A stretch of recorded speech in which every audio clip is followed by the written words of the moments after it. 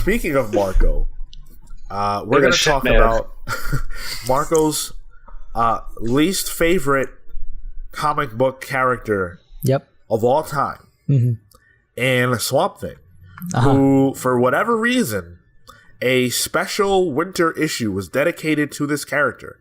That is 80 pages, chock full of bad content. Ooh. Oh, all right. Well, hold on. The tributes to Len Wein were very, very touching. Okay, yes. Yeah, I was like, this is not the issue to make that joke about. No, it's the issue to make that joke about. It absolutely.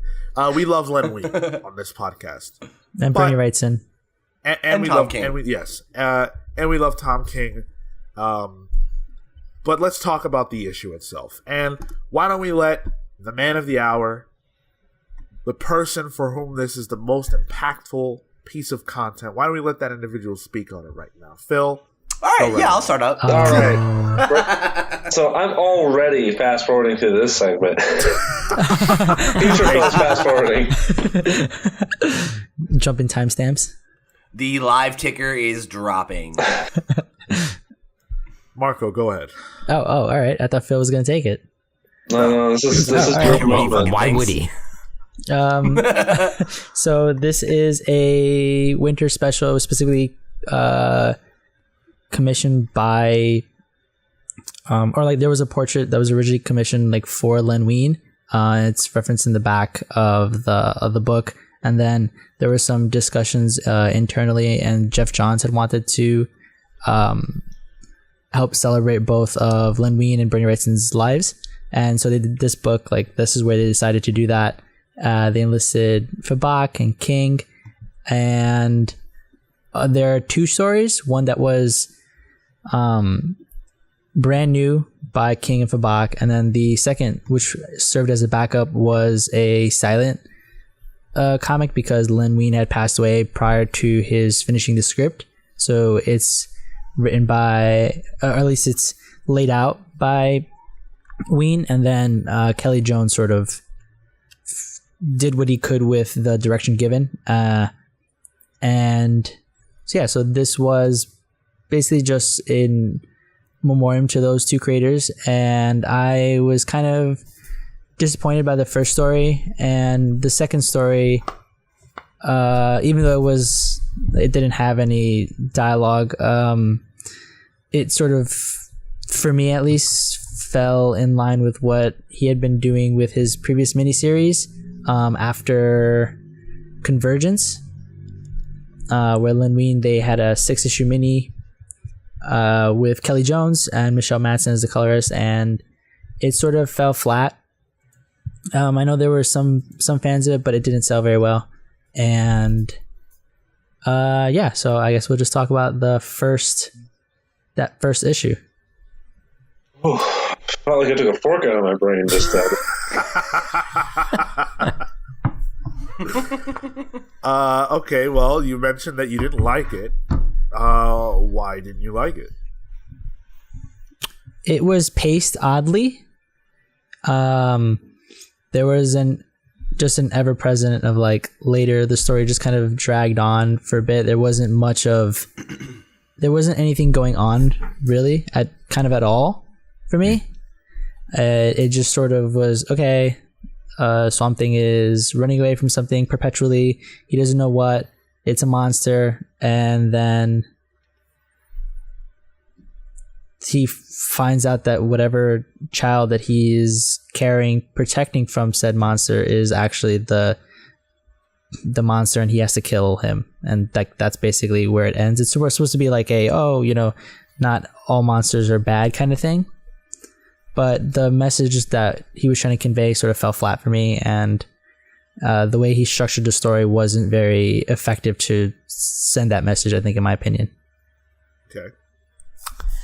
Yeah, I think I agree. I sort of felt like King wasn't at his A game here. He's got a lot going on, I think, with Batman and all the other stuff he's doing. And we pretty generally sing his praises on this podcast, but this felt pretty weak and fairly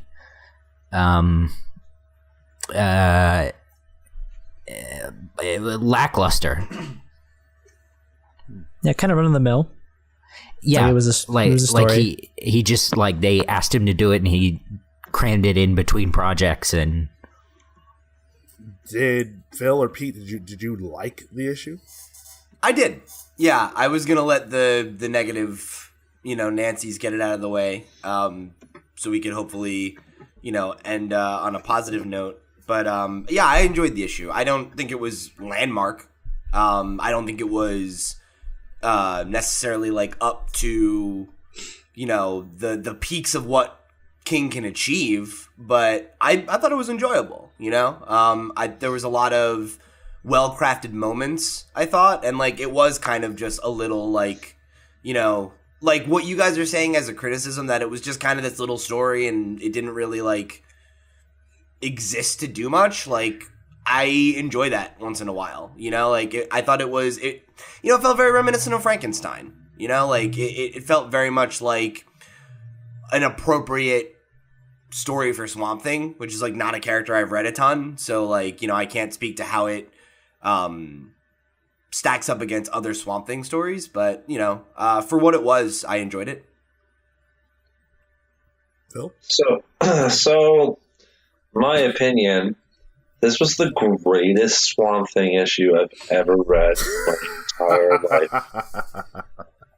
This actually understood the character and portrayed him as a superhero. They called him a superhero in the story.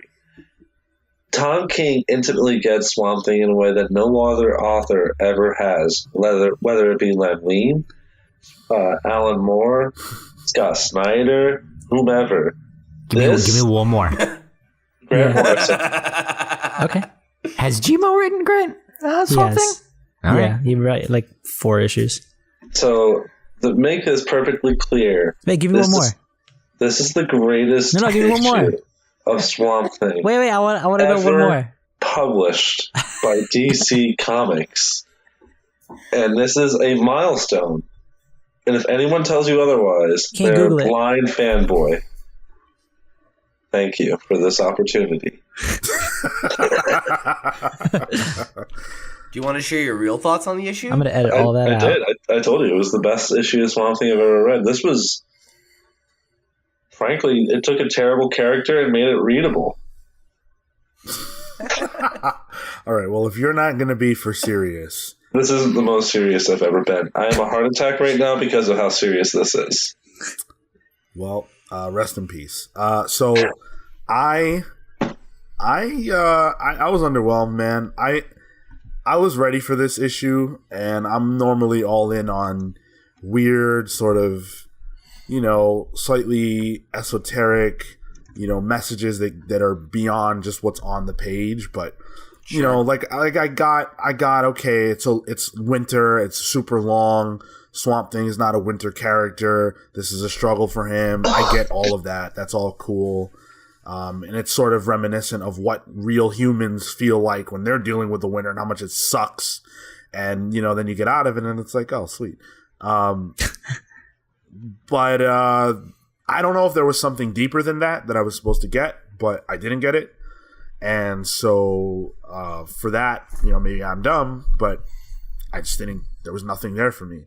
And to be honest, Tom King has every now and then he delivers one of these where it's like, obviously this meant something to you and you were going for something, but like the message just wasn't conveyed.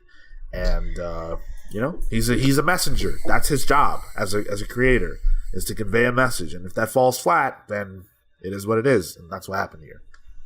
Well, and that's kind of why I say I think it was kind of a rush job between between projects. Like Tom King is a very talented writer, and I think there were like seeds and kernels of something really good here. But I feel like with what he was given and probably the time frame he needed, he probably couldn't hit it. And that happens. Yeah, that's possible. And it's not like he's above reproach, right? Like they're everybody can put out something that's not necessarily their best work, but I don't know. Like I feel like underwhelming is probably the right word for it. I guess I'm like just surprised that you guys feel so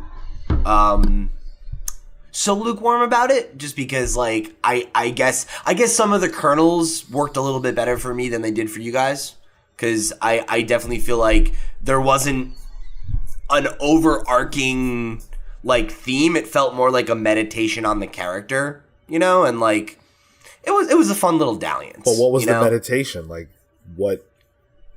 It was like the commentary of like about like Swamp Thing like being more than a monster, right? Like I made the comparison to Frankenstein. Like I feel like it was a very like, it felt like Frankenstein meets The Road to me, you know, which is like The Road is a post-apocalyptic novel kind of story about a father and son who are like seemingly two of the last handful of people in the world, and you know they obviously had this kind of father-son dynamic they were playing with, and you know like these random jump forwards in time and everything like that. Like it was just I enjoyed like the vibe of the story overall, and I thought the art was really good, you know, so like I found something to enjoy whether or not like I loved it.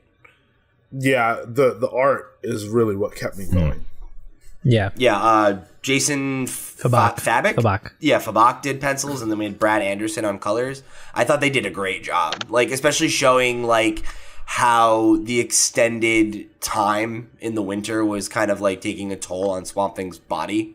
You know, like by the end, he's kind of like, you know, like you think of Swamp Thing and like he's like big and like, you know, very like powerful looking, you know, and like by the end he's kind of like looks very sickly and he's kind of emaciated, and I thought that definitely was a big part of I think why the story worked for me.